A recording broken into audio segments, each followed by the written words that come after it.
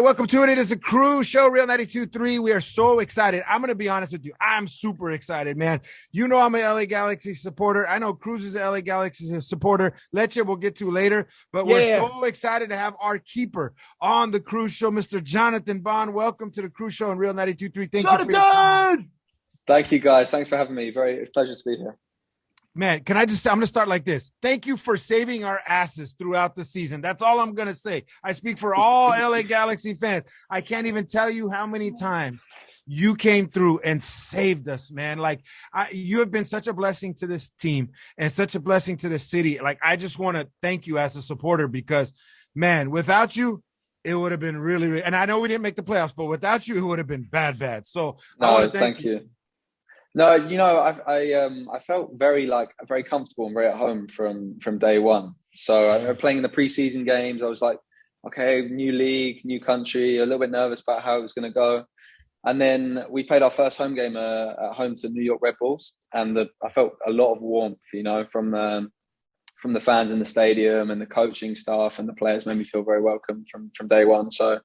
Yeah, I think it was kind of like a mutual thing. You guys made me feel at home, and then I was able to play well. So yeah, I've been very happy. Go ahead, Jonathan. Obviously, the trophy is always the number one thing, right? You want the trophy. You want to win the championship. Having conversations like not making it to the playoffs. What do you tell yourself? What's that conversation like in the locker room? It hurts. It hurts a lot because. It's interesting. Everyone says, at the end of the league season, the table doesn't lie. That's what everyone always says. But my feeling is that there's no way we weren't good enough to be in the playoffs. I mean, we were in the playoffs from the first game of the season all the way until about 30 seconds until the last game. So until Salt Lake scored, we were in the playoffs the whole season. We were really in the top 3 or 4 pretty much most of the season. So for us to for me to be at home watching the playoffs and us not be a part of it I'm still kind of trying to get my head around it and come to terms with it. Mm-hmm. Yeah, gutted. Yeah, as we say. That's the word. Well, thank goodness we don't have relegation here in this country, though. Thank God we don't have relegation in this country. I think, we would have been sweet. We would have been sweet. I think we would have been okay. We would have been okay with relegation. Yeah. So let's talk about the support of the fans. You said you felt at home. You felt the warmth. I mean, obviously playing in the UK and in other places, and then coming here. I know that MLS, is in a big shadow compared to the Premier League and all the other leagues around the world. But did you feel any kind of drop off, or did you feel, man, this is pleasantly surprising the way that the supporters are for this team?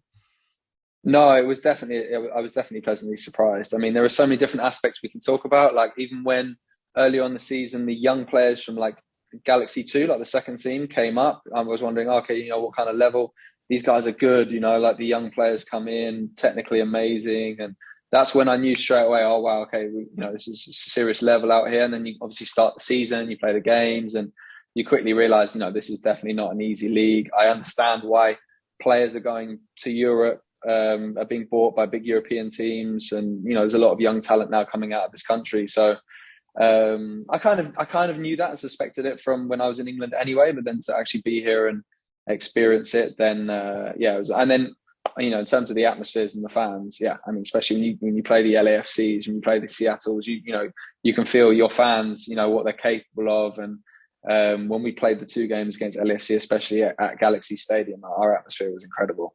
One of the best I've played in. So, everything about it I've loved from minute one, to be honest. How about the food in LA? What are your top don't get me started. I had to do more gym now at the training room because I'm eating so much more. I'm trying to stay in shape, but there's so much to choose from here. I live kind of near Century City, if you know where that is. Oh yeah. So really on my doorstep, really West Hollywood and Melrose, all these places. There's so many different restaurants and cuisines, and there's too much to choose from. So I'm trying to. Especially now that I'm not training as much, trying not to go out for as much food as I have been. On average, how many calories do you burn a day, bro, when you're training? Oh, I don't know. That's a question I should know the answer to straight away, but it fluctuates. Day before a game, for example, not many at all. And then let's say earlier in the week, we might have a hard session, and then I'll do a gym session afterwards. So it can be a lot more. But I don't want to put a number on it because I'll probably be wrong. I need to go through the sports science for that. Hey, I let a lot of Galaxy supporters know that we were going to talk to you today, and I got a lot of questions from them. As a matter of fact, one has to do with food. AFJU Soccer Academy he said he asked you this at the beginning of the season, but have you tried pupusas yet? He wants to know. No, where do I go to get these pupusas? Well, pupusas is a staple in LA. It's a Salvadoran staple. Yeah.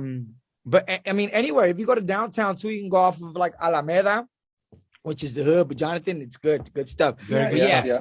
Or like Echo Park area, I believe. Okay. If I'm not mistaken, Koreatown. Like there's a lot of Central American population there. So anywhere there, but yeah, you could type in Salvadoran food and you'd be good to go. At training, like even for lunch and stuff, we do get served up like local food, like LA food.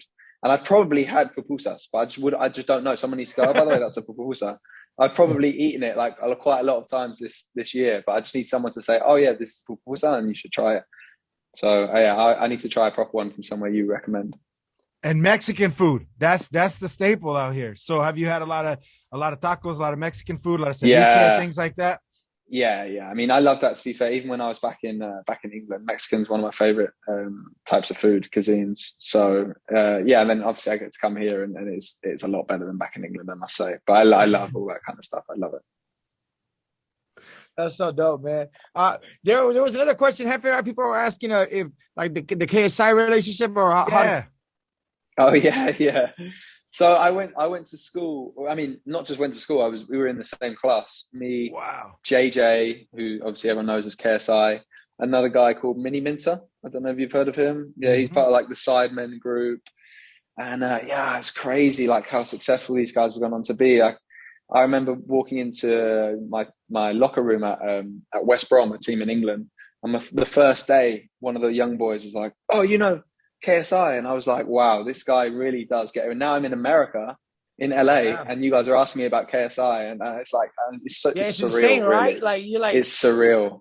I'm trying to, I can't understand it, but it's like that's JJ. What do you mean? That's what I mean. Yeah, it's just JJ from school. It's really, really strange, but the guy that got no girls. What do you mean? But he's definitely not short of girls now, I'm sure. Yeah, for sure.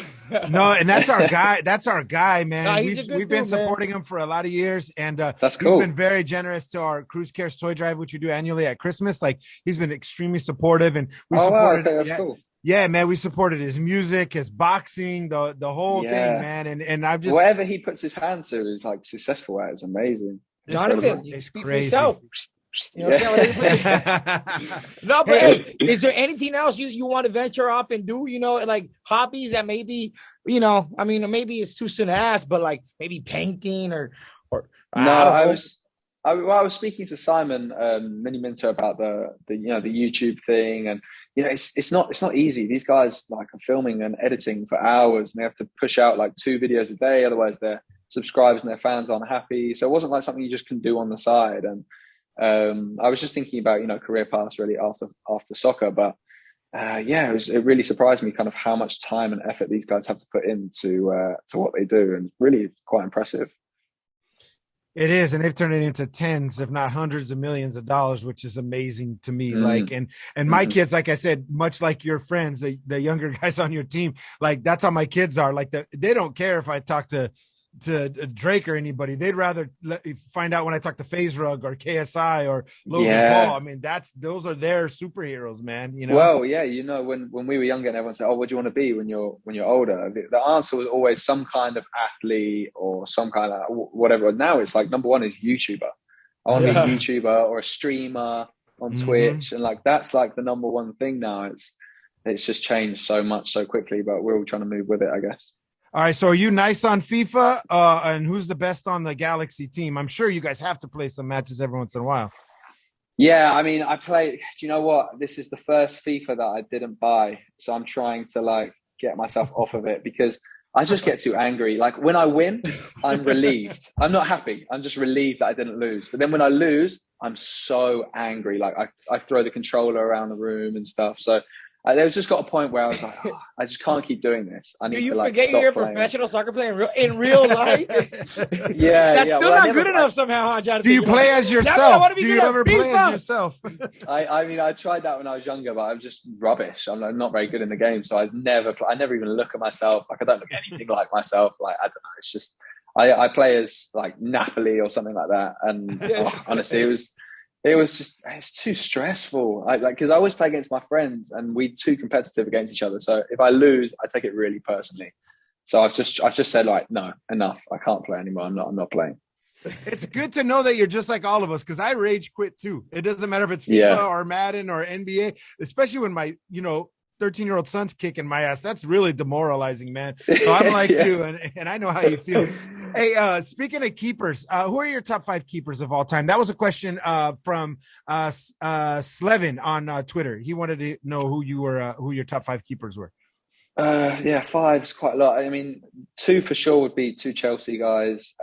The reason I was a goalkeeper when I was growing up was a guy called Carlo Cudicini, who actually played for Galaxy for a year. I think when he was towards the end of his career. But he was amazing at Chelsea. Really, he was kind of like one of the heroes of the team, and he was the reason why I was a goalkeeper.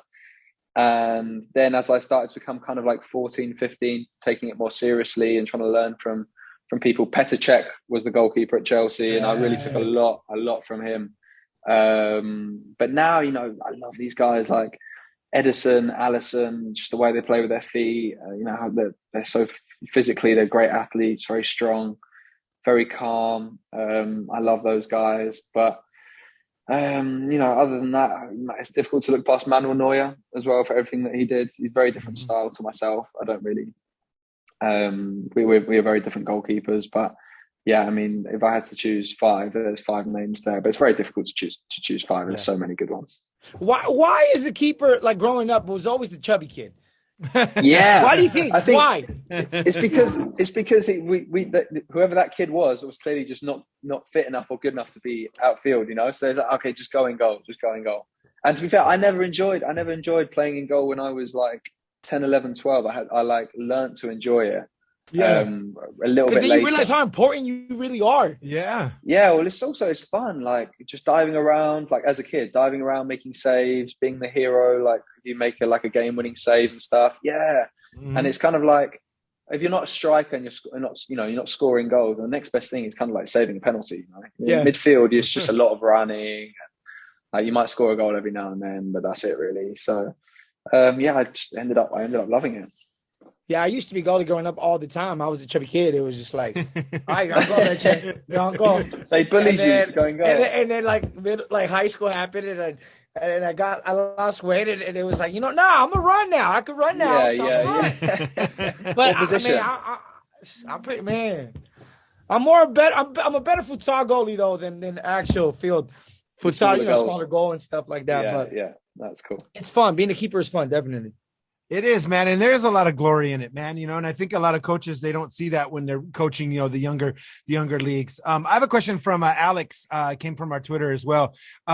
He wants to ask you the best moment this year for you in a Galaxy jersey. Like, was there one particular moment that stood out, one particular match or something like that? Maybe I did win Player of the Week towards the start of the season. That was like a highlight, like a personal highlight for myself individually. I think that really helped me settle in. Where kind of announce myself kind of to the club and to the league. Like, okay, played really well this game, and I've started the season well, and we kept a clean sheet, and we won 1-0, and we got 3 points. And at the time, I think we won 8 out of our first 12 games or something like that. So we were doing really well. And if I had to choose a moment, it'd probably be that. That's it. Speaking of Player of the Week, Chicha, I think, was Player of the Week one time too. What's your relationship with Chicharito? We get on really well. I was really surprised. You have these kind of preconceptions of what you're going to come into, and not of Chicha himself, but as in just of like DPs. So when you're going into a new club and you go, okay, there are 3 DPs. These guys are naturally going to be like big egos, or we're going to have to do everything that they want and what they say. And what I found was the complete opposite. what I found was he was the hardest worker out of everyone, the most honest. He was like the most team player. This guy, he comes into training. He's pretty much first into training ground. So he'll do all his treatment in his gym, and then he'll train harder than anyone. He'll then finish training. He'll get changed quickly, go, and then he trains again outside of the training ground with his own personal guy. And he's got his own nutritionist. And I was shocked, MLS, some of the DPs, I can't imagine that all the DPs are acting like that, conducting themselves in that way. He was so hungry to be the best. And yeah, I mean, we got on great really from day one. And he's really inspired me to do more and to take a leaf out of his book. And I honestly don't have enough good things to say about the guy. He's been an eye-opening, he's been a revelation. We got to keep him healthy next year, man, because that made all the difference. When he was in, he definitely had, you could feel his presence there. Hey, I want to give you a shout out for doing something really cool because, a lot of us fans, we buy the kits on MLS, website, whatever. Goalie kits aren't available, but you gave one away this year, man, which I thought was really cool, right? On social media. Am I correct? Yeah. Do you know what? It's something I wanted to do more of, but I don't know. I get a bit funny. Like if the team's not doing great, or if we lose a game or whatever, then I don't want to do like a jersey giveaway kind of within that next week. So I'm always looking for, okay, if we win a game and everyone's kind of more in the mood to stomach do you know what I mean? Of course. So towards the end of the season, there were less opportunities because we weren't getting the results that we wanted. And I have one or two more I can do giveaways. I don't know whether there's still the demand there, because I don't know, next season we might have a different kit. But I didn't really understand. When I asked the guy at Galaxy, he said, people don't buy, this is early on in the season, people don't buy goalie jerseys. And I was saying, well, a few people have asked me, they're looking for where to buy it. And the more I looked into it, the more, it's an MLS thing. They're not selling, or maybe it's a Galaxy thing. But I think next season will be different. I think next season they're going to order, 50 or 100 jerseys or whatever, and then sell them properly, which is how it should be, really. It should be, because I guarantee you people would have purchased them this year for sure. Hey, I got a good question. This is actually from someone called Sportstronaut. He asked if you could play alongside any retired veteran from the LA Galaxy. So I'm sure he's talking about Donovan, Beckham, Keane. Who would it be and why? There's an MLS vet or a Galaxy vet that you'd love to play next to? Yeah, I mean, it's difficult not to say Beckham, to be honest, because just, he's one of the legends. Zlatan would have been amazing. But really, for success for the Galaxy, I think Robbie Keane. He was probably the most successful player. Maybe I'm getting that wrong, but he was him. Landon Donovan seemed to be the guys that really drove the Galaxy to a lot of success. So if I had to choose anyone, maybe Robbie Keane. Yeah, man, he could play, man. He was amazing. The heart he had too. Leche, you got anything, my friend? Yeah. Any relation to James Bond? He's my uncle. Hey, tell that motherfucker I need some money. He needs to borrow his tuxedo. That's what he's. I need to borrow his tux. Tell that motherfucker, you know what I'm saying? Pick up the phone, G. Hey, there's someone else that had a really good question. I never really thought of it phrased this way, but someone asked on the Twitter, "What's the most LA thing you've done since you've been in LA?" Because everybody, when you're not in LA, you have a stereotypical vision of what LA is. What's the most LA thing that you've done since you've been in LA? That your friends back home would be, oh, there he is. There he is. Bond's changed, man. He's Hollywood now. I think it would have been. He rode a scooter down Fairfax to go get fucking a latte with fucking coconut milk. And then went shopping at Undefeated. Yeah, all that on one day. Yeah. No, I think for my friends look at me, it'd be something to do with what I'm wearing, my fashion just completely changed. Now I'm wearing vintage stuff and baggier jeans, and before everything was very fitted and tight and European. Yeah, very James Bond. Now, but now everything's changed in terms of that. I could be any number of things, going to any one of the beaches, going to Universal, going to the Valley, going up to Malibu. I went to Santa Barbara yesterday. I love that place. I love it there. It's beautiful. Great. It's just a little bit far to go a lot, but yeah, every time I get a spare couple of days, then I go up there. And Yeah, it's just, I mean, I could sit down and make a list, but yeah, I have to rack my brains as to what the number one LA thing is that I've done. I'm sure when you get home, they'll remind you of all of them for sure. Yeah, yeah, exactly. Hey, I saw you at the Laker game. I saw you at the Charger game. Yeah. Talk about that energy in comparison. I mean, because, you know, American football does happen, you know, every once in a while, a couple times a season out there. And then, you know, basketball obviously doesn't happen in the UK unless it's, you know, some of the club teams, but Lakers are on a different level. How are the vibes in each of those stadiums individually? Yeah, amazing. I've really wanted to all season go to a Lakers game. I know there was an off season in the middle of that, but finally, obviously now that our season's over, I get the time to kind of go around these places. And yeah, it was just, I don't know, it kind of builds, doesn't it? Like crescendos, like towards the end of the game, everyone's up on their feet. Every single like missed shot or block is suddenly like everyone's celebrating it. And it was just, I really got carried away in the energy of it. Actually, the game I went to was against the Miami Heat, and it went to overtime, and like teams were missing, like no one could like score. It was very, very fun. It was very cool, and just completely different environment to, you know, I'm not used to being inside in like a sporting event. Like that's not something really. I don't go to that many other sporting events in England. It's just football or just soccer. So it was cool to be inside in the Staples, and then the Chargers game. Wow, the SoFi. Have you been to the SoFi? The stadium. I have not yet. I already have Wi-Fi. I've never been to SoFi. Honestly, you guys need to go. It's incredible. It's an amazing stadium. Hopefully they give us free tickets right now. Go. Yeah, well, let's go together. We'll go. Jonathan, don't play, fool. Free tickets, you'll take them. What Lecher's saying is he'll play you in FIFA. If he wins, you got to take him with you. Give you. Yeah. Okay, perfect. You play, homie, sure and we'll go in scooters. But no, that was amazing. I mean, it's a lot longer of an event, isn't it? It's kind of like 3.5 hours for the game, and everyone's a lot more chilled, you know, because the game's going on. I kind of it's exciting. Like they'll do a play, and then there'll be a timeout, so it gives you time to kind of just enjoy like the entertainment side of things and like everything that's going on around you, and just completely different to the basketball, but still enjoyed it just as much. It's amazing. In the UK, do they have tailgates? No, that was something that was cool. We went there at like 10 a.m.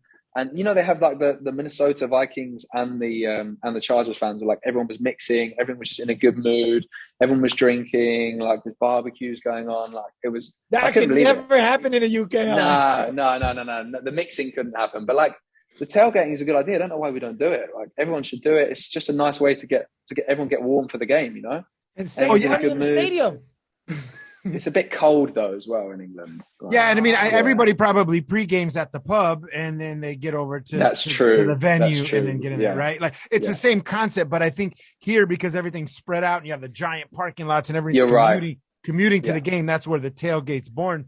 Because it was the same. I went to a Benfica game in Portugal, and it's the same atmosphere as you see out in the UK, and it's like, but everybody pre-gamed at all the pubs, and then they would transit over there, and then they would continue the drinking at the game once they got in. But it wasn't a tailgate type situation, you know. No, I think also the stadiums, they're kind of, because they've been there for so long, they're kind of like packed in right into cities. Like you'll just be walking down a residential street, and then you'll turn left, and then there's like Stamford Bridge there, kind of thing.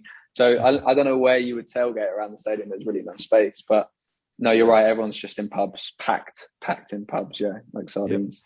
Well, listen, man, I can't thank you enough for your time. Like for real, I'm a fan, a big supporter of the team, and you know, Leche, we're gonna get him over here, man. You know, I'm not worried about it. You know, he take a free jersey here and there, but he knows where. My influencer shit, Jeff. You know what I'm saying? If you want a jersey, I can get you a jersey. I'll get you a jersey, guys. I just size you. Hey, I'm easy, Jonathan. I'm a large. Sometimes XL. Listen, you said you slimmed down. Yeah, bro. I went from 2X, sometimes 3, to a large. Yeah, very nice, very cool. Yeah, good man, stuff. 55 kilos. No, amazing. So yeah, I'm the same. I'm a large XL, so yeah. I'll get. Yeah, we can share the same shit, fool. I'm a large too, by the way. Yeah, whatever you don't want to wear, hand it down.